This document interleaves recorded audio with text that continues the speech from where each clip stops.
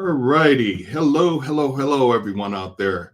I am just checking in as we get ready to go live. And we are live. I said, hello and welcome to the Knowledge Show with Dr. Dave podcast. I am Dr. Dave Cornelius, affectionately called Dr. Dave, and I'm your host.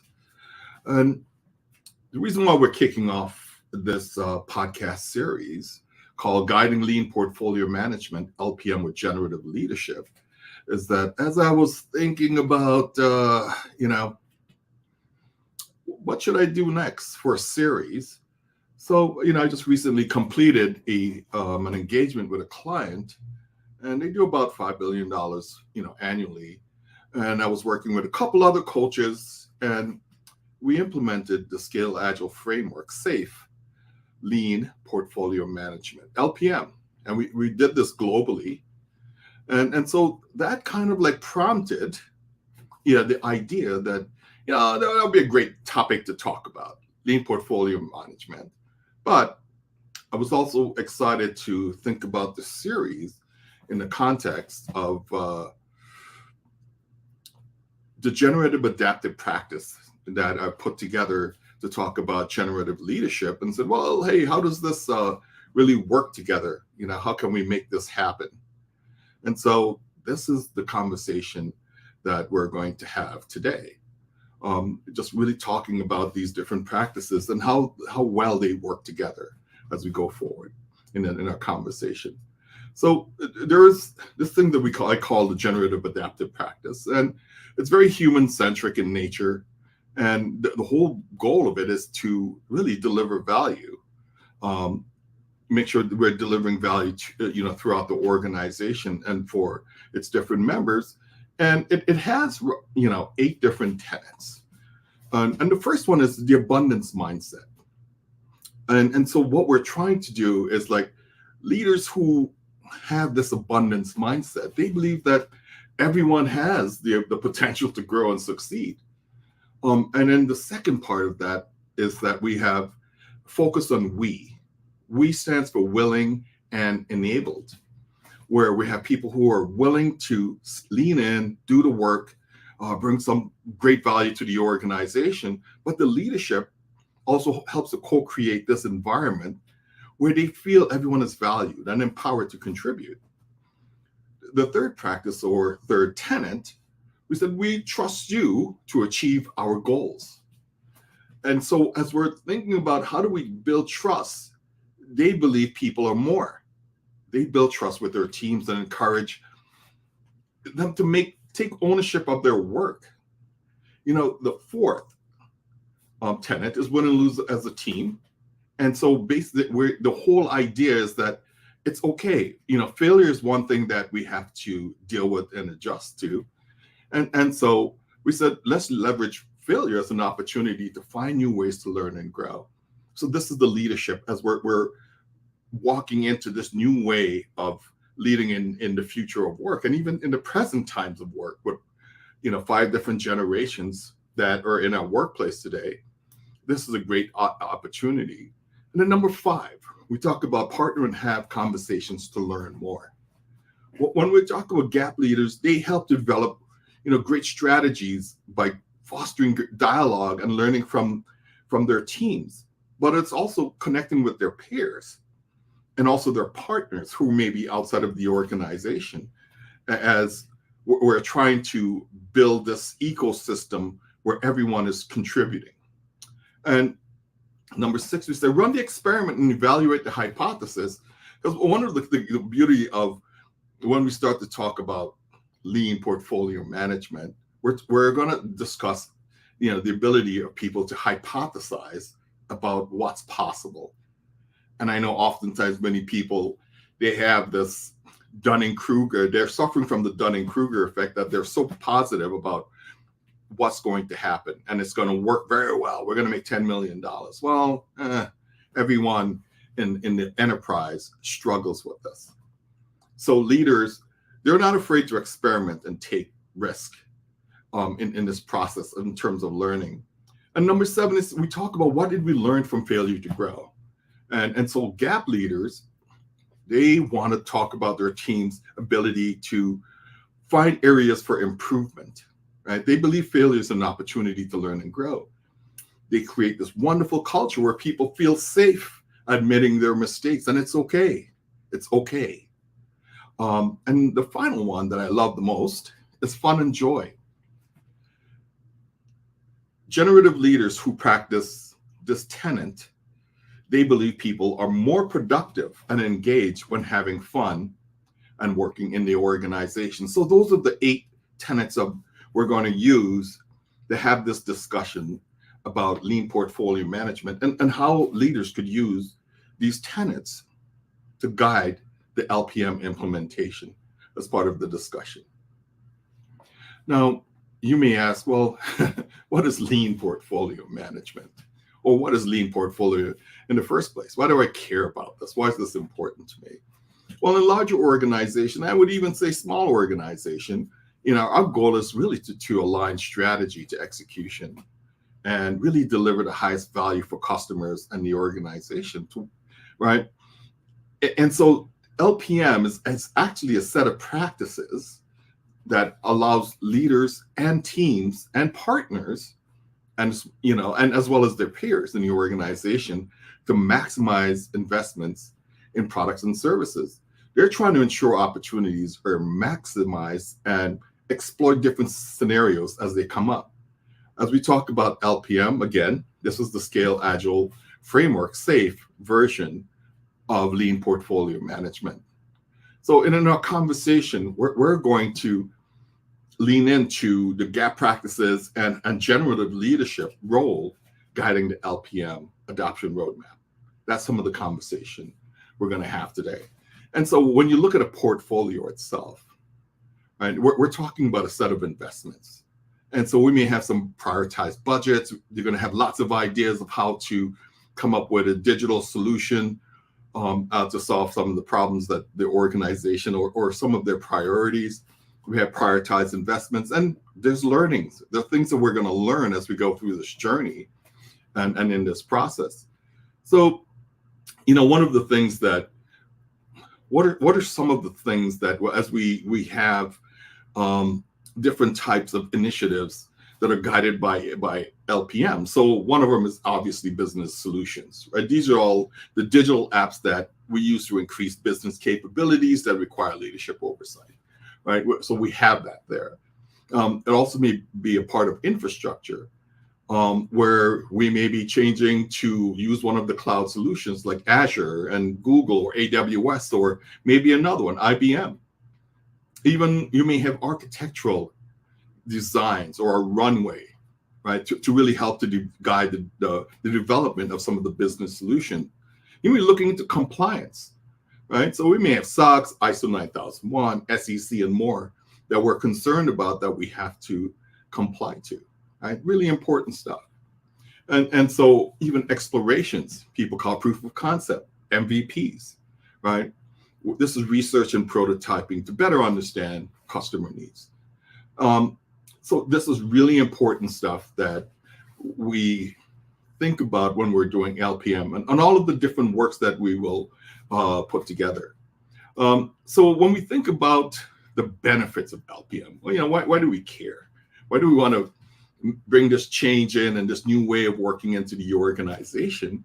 Well, we're talking about improving strategic initiatives, time to market. Can we get this thing to market faster? Can we accelerate decision making? And so especially if you're looking at large investments into different solution that's going to really help to differentiate the organization, this is really super important to be able to accelerate those decision making, as opposed to being in a space where you're having lots of friction and conversations about how to and what is the most important thing, and even how to approach it. So this also helps to reduce that friction between the different leadership and elements and people in the organization, right? So LPM is just one of those wonderful tools that we may use to help us get there. And we know to do LPM, oftentimes leaders they may face like several challenges when adopting LPM itself and lean portfolio management. And they may find the whole concept and the approach that, oh, wow, I'm feeling super overwhelmed, and find the process super complicated. And so that's why you have consultants like myself and others who partner with these leaders and help guide them through this practice, but also bringing a leadership guide and leadership mindset in the process. Oftentimes they fear about losing control. I don't want to lose control. They want to have their own decision rights and really maintain those. So that's another critical element that we have to be mindful of and be concerned with. Sometimes you may have resistance from what we call value stream teams or value streams themselves. And they may not align with what LPM is, and they just want to go off and do their stuff. But it's really important for us to use those gap practices to help the teams realize that this is a value to the organization. And so that's some of the benefits and some of the challenges the leaders will experience as they're trying to implement LPM itself. One of the key things when I think about generative leadership itself, it's like, hey, the generative leadership itself has this context where you have head, heart, hands, and habits.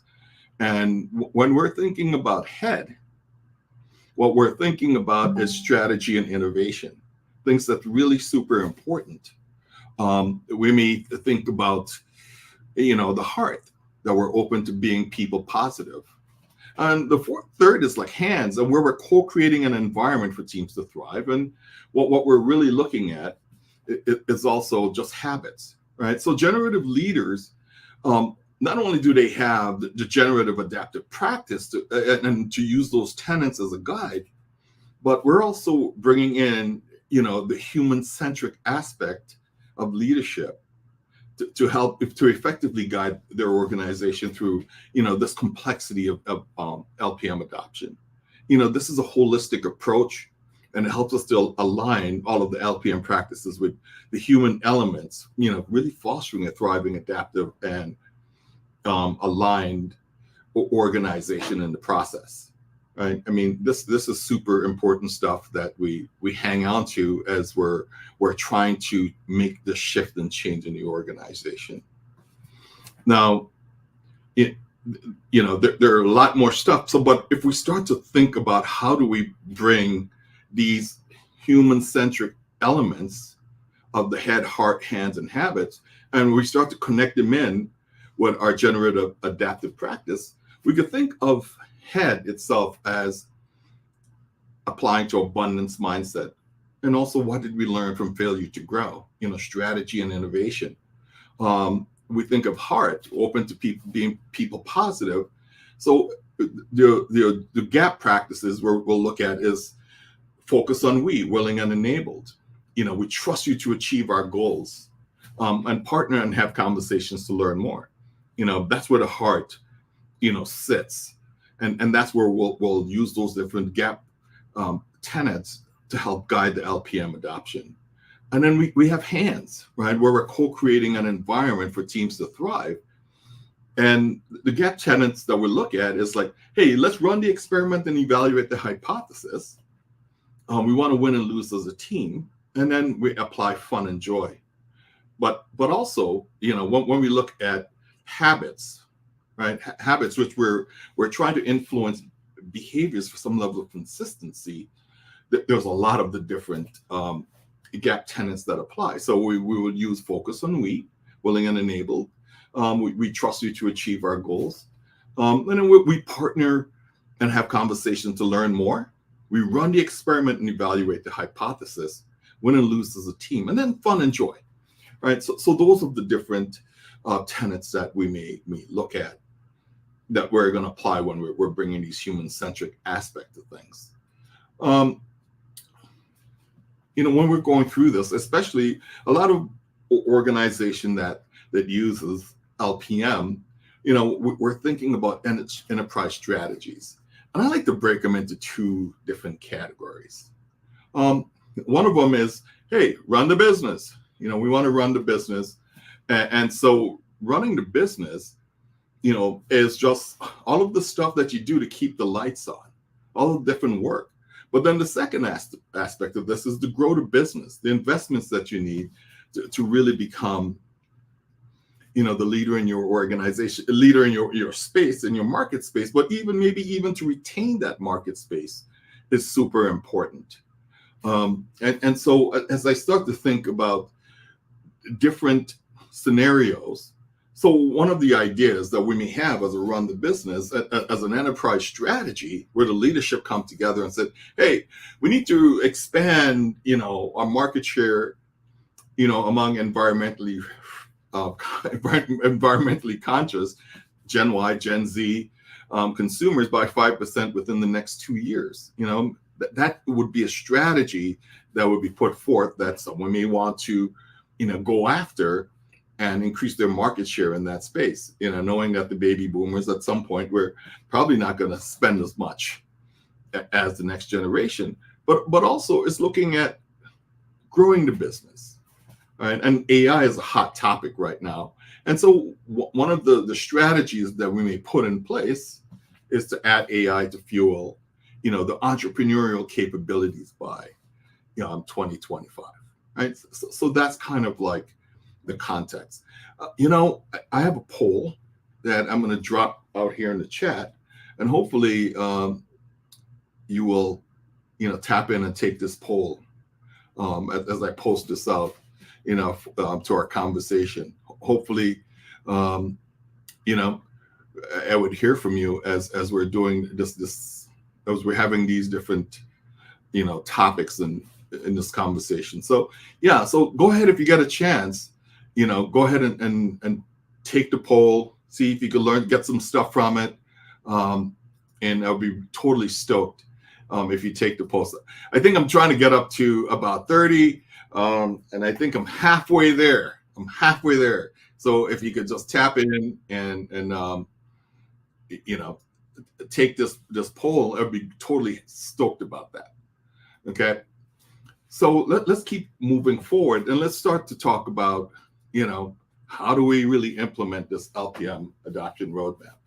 And this roadmap comes from the Scale Agile framework from SAFe, right? We have 6 different steps that we care about. The first one, what we think about is like, how do we align?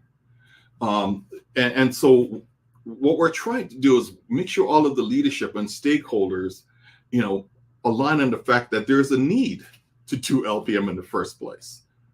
And they believe that there's some value that will come from using lean portfolio management as a tool and a practice.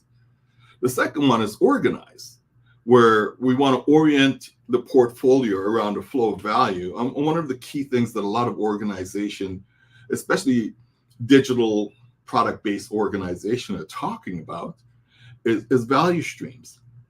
And so value streams are nothing more than a body of different individuals who are working together to provide a specific value end to end, from the time the customer makes a request to the time you deliver it.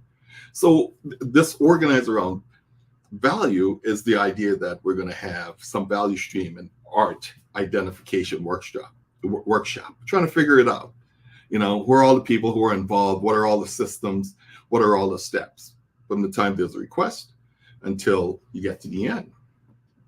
But also strategize. We need to establish what is the vision for a portfolio. They have the whole concept of strategic themes, which is nothing more than a representation of the enterprise strategies, like I did before, in terms of, hey, let's use AI to add AI to fuel our entrepreneurial capabilities by 2025 is one of the strategies that you may have. And we want to figure out, how do we bring this to the organization and make sure that it is the right idea that we're implementing. And just come to the reality that we maybe just be hypothesizing about this, and we would need to go through and take small incremental bets, do small increments, get some validated learning. So that's also part of the strategy as we're putting this together. And then there's some budgeting guardrails that we'll put in place to make sure that there's enough funds at the right time for the right people to deliver value. The fourth step is about execute, right? And so when we're executing, this is really making sure that we're going through the different portfolio events. And one of the events is a portfolio sync, which you bring all of the people who have concerns or interest in a specific body of work, which we call epics, and they may have some different conversation that we would like to have. They would like to have, so that we can look at progress from the time there's an idea in the funnel all the way until we're delivering value to the customers. There's govern, where we're worried about more of how do we worried about contracting, compliance, financial practices. Also, even how do we measure and put these different tools in place for measuring the progress of the portfolio itself and the items within the portfolio, all of the different epics that we want to look at. And then finally is measure and grow, which is number 6, where we're really more focused on how is the portfolio progressing, how is it maturing, how is it running its events, how are the artifacts being created and used. So one of the good things about this LPM adoption roadmap and just using the lean agile mindset, we could take what we call a vertical slice approach, right? That we could take certain aspects of each one of these steps and deliver them an increment at a time, right? One piece of value at a time to get learning from it. You don't have to just do align and organize and strategize. You could take a slice of each of these 6 steps and bring that and get some validated learning from that. So this is another way for us to think through and think about how we could do this LPM adoption roadmap.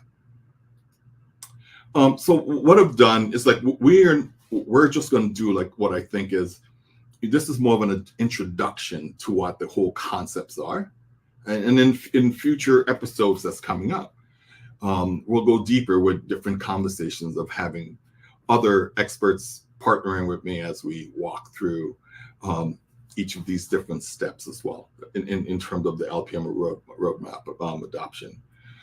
So when we look at Align, the very first one, right? And so there are many things that we need to get done in this Align step, right? And so the very first one that we're trying to do is hey, executives and leadership team, can we get you guys to buy into this concept? And so we may do a dog and pony show and show them exactly the benefits of LPM and what's involved with it. We help them to come up with definitions about portfolios. We may start to put together the LPM team itself, the people who are going to run the port operations, the individuals who are going to bring some of the artifacts, which we use. One of them is called the epic hypothesis statement, which it's kind of appropriate because we're just hypothesizing about an idea that's going to bring benefits and value to the organization. So, this epic owner role, kind of takes care of that and helps to create the artifact and have other collaborations with different people in the organization. We may set up some kickoff dates as part of this aligned conversation. Put a plan together of how we're going to succeed of getting through the 6 adoption steps, how much of the portfolio, because if, for simple organizations where you may only have a single portfolio, maybe you may be able to crunch through this. But when you go through bigger enterprises where they have many portfolios, and on top of that, you have an enterprise portfolio that deals with all of the stuff that goes across portfolios, you need to have a plan for doing that, right? So it's good to lay out what that kind of looks like. There's also trying to anticipate concerns and impediments as we're going through this conversation. And, LPM, it's a change initiative for the organization. So we need to have some level of change management that's involved in the process, to make sure that this change is understood, people understand the benefits. And, we love Cotter's 8, we try to build synergies between different individuals who may want to be a part of this team, right? And we may spin up some community of practices, but all of those steps, we don't have to do them all at once. We do a little bit at a time, increment, a slice of value, an increment of value that we could start to evaluate and learn. And so when all of those things require, a leader that has an abundance mindset. And the two human-centric aspects that we want to look at is the head, that we have strategy and some innovation going into this. And then we're open, we want the heart. We want to be open to being people positive. One of the other activities that I like to do is using the empathy map canvas. This is a design thinking tool that I use, often for having different conversations. And so, one of the very first thing that you start off with, is up here at number one is, who are we empathizing with, right? So we try to establish some focus to describe the person or the persona. Who are we empathizing with? As part of number two, what do they need to do? We're trying to figure out what is their desired outcome. And this whole interaction with empathy map canvas is a conversation that we're having with the leadership team. We're having with different members of the organization, different partners. And so we're having this dialogue and capturing this information so we can get better insights into their needs.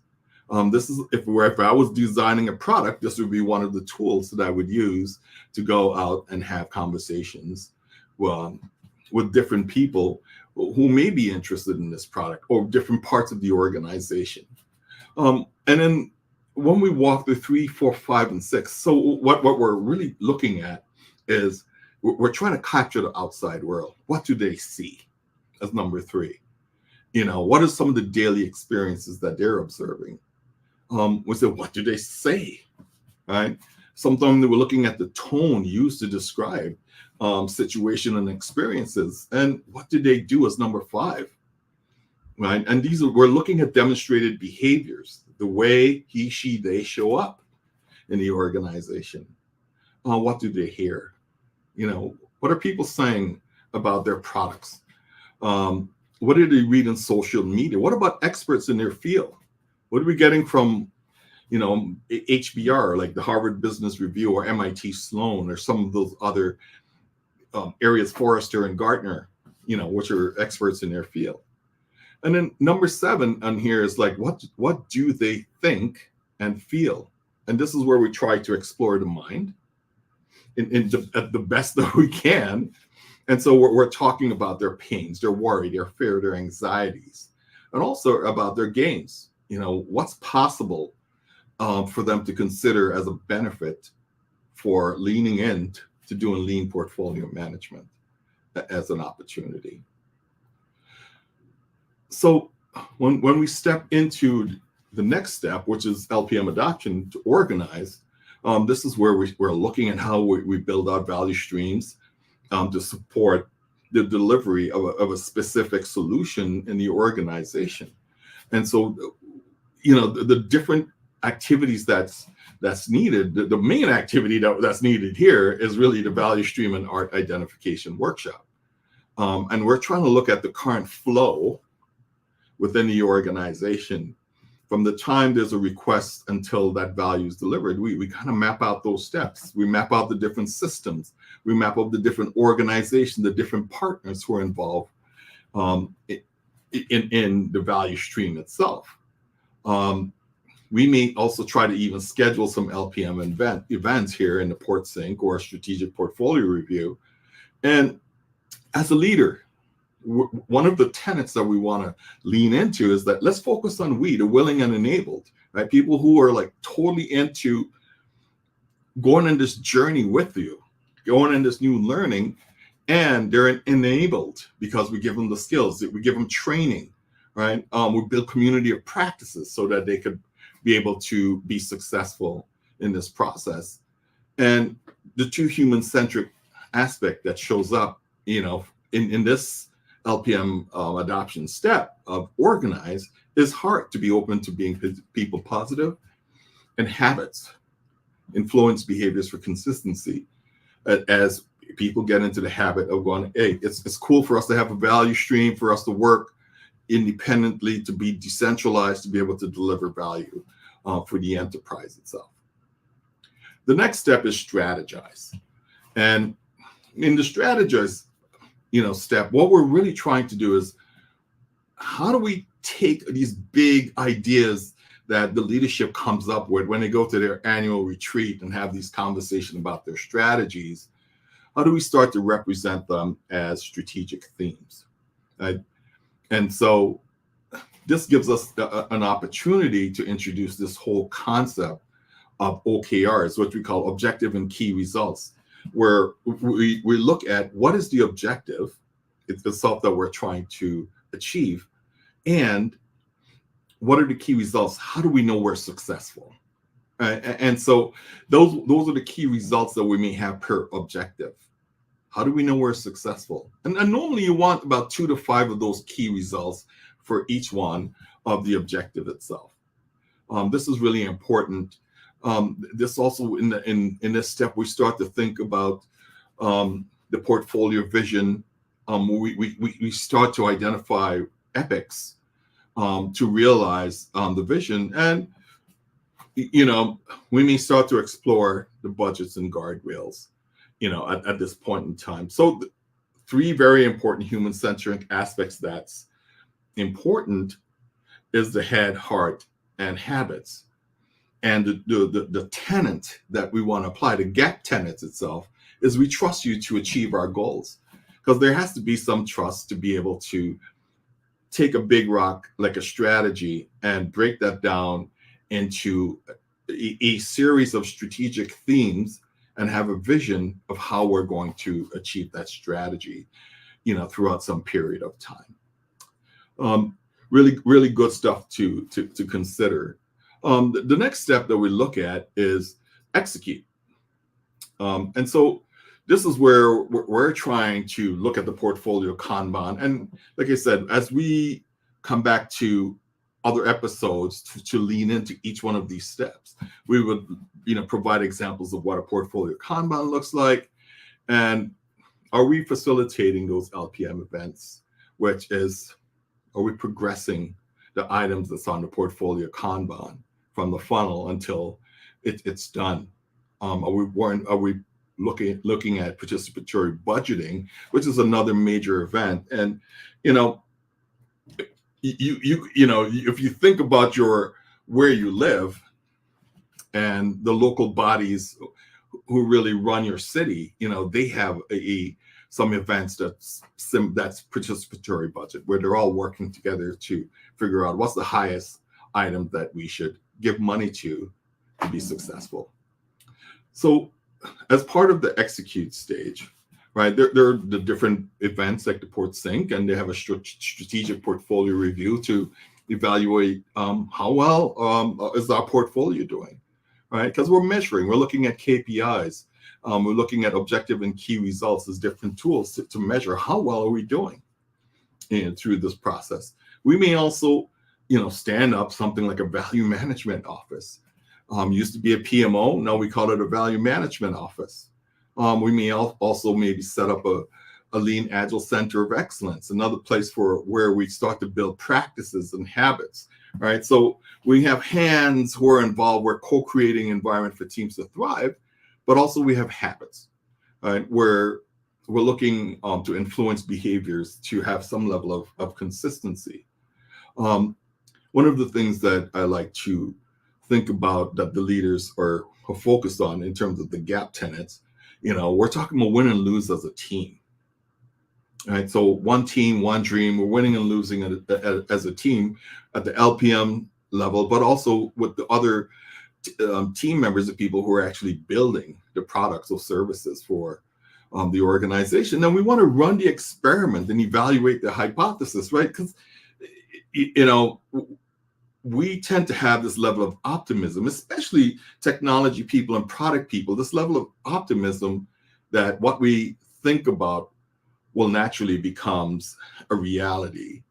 Where if we start to think about it from the context that, hey, man, this is where we're hypothesizing about this, and you know, hopefully we'll get some validated learning. So some of the principles of lean startup, you know, begins to seep in here, and not even begins to seep in. It's critical for us to get validated learning by going through building, learning, and measuring, you know, what's going on for the things that we're saying, like, hey, this is going to be great, right?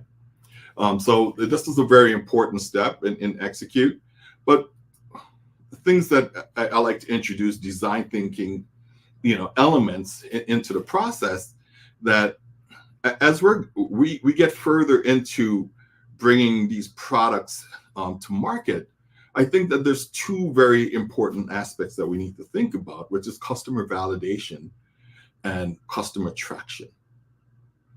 So this is part of the execute step as well as when we get further down where we're actually delivering value to our customers. You know, do we understand the customer pains and gains? And I like to go back to Clayton Christensen, his concept of jobs to be done, right? Well, you know, what jobs do they have to be done that we need to be concerned with? And then the customer traction is like they're buying or consuming our solution because it's a fit for use. Well, we used to say fit for purpose, but fit for use, that is something really important. And so as we're leveraging these ideas that people are bringing to bring value to the organization, we go through these different triangles, these different journeys of saying that we need to understand the problem. And as part of understanding the problem is customer validation. Hey, you know, by asking questions, by using the empathy map that I shared earlier, and start to define what that problem is, and then also design the right solution. So through that journey, through those learning, you know, there's three major things that's happening, right? And so we want to know, you know, is this desirable? Do people want this? You know, do they even want the solution that we're proposing? And I know from being many years in the technology space and building many different types of technology solutions across many different organizations and throughout the globe, that oftentimes we build a bunch of crap that people just don't want or they just don't use.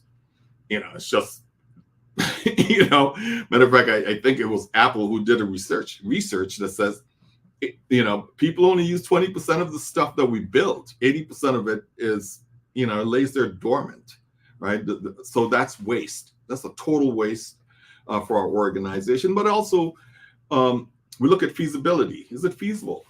You know, can we deliver this solution through a combination of building it, buying it, partnering, or even acquisitions, right, as part of the conversation? Is it viable, right? It's talking about, you know, can we build and offer a solution that is cost effective, that we're not constantly doing these different overruns, these project overruns. And so it's something that we have to constantly pay attention to as we're going through, you know, LPM as a whole, and we're looking at the total investments that we have in the organization. And finally, that as we keep these three things together of desirability, feasibility, and viability, is it sustainable? How long can we do this? And make sure that we're still, you know, doing a great job and, you know, making profits, right? And we're adding value for our people in the organization and for our partners, as well as our stakeholders and even our shareholders, right? And communities that our organization live in. So this is all part of the thinking of a generative leader, rebirth, new life, as some of the thoughts that we have going on. Now, for the next step, which is the LPM govern step, right? And so we're trying to look at the governance, and if we have partners external to our organization, so there are going to be some contracts that we have to be mindful of. There's going to be compliance aspects that we look at. If you're a publicly traded company, or you're in the biotech, or any of those regulated industries, there's going to be some compliance that you have to adapt to, and also some of the financial practices. Something like FASB 96, right? We're looking at APEX and CAPEX things that you have to consider. So in this government step, one of the key item that we're concerned with in terms of the tenant is partner and have conversations to learn more, because you're going to have lots of people that you have to partner with within the enterprise, and even external to the enterprise partners that we have to connect with. And so we need heart, hands, and habits, right? We got to be people positive. We have to co-create an environment for teams to thrive, and then we're talking about habits, about influencing behaviors, right? Another key aspect that happens that we're concerned about in the govern step is, this whole business technology management. Back in the day, we used to call it ABC, which is activity-based costing or service costing. All of the infrastructure, all of the stuff that we use, even in the cloud, how much does this cost? And how do we pay attention to that to make sure that, we're not having overrun and spending too much, right, for the solutions. We're getting the right bang for the buck, right, for our investments.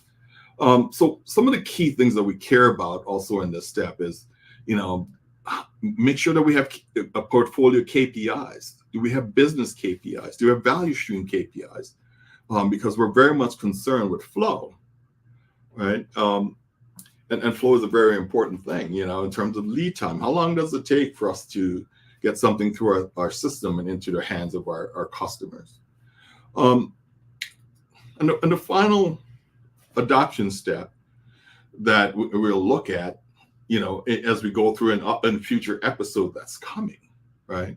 That we're trying to assess the portfolio, and there's a tool provided by the Scale Agile Framework, or SAFe, that we use to assess the portfolio itself and see how it's growing. And I'm also just looking at some of our KPIs and see how we're doing, right? And so as a generative leader using the generative adaptive practice, we're asking these questions. What did we learn from failure to grow?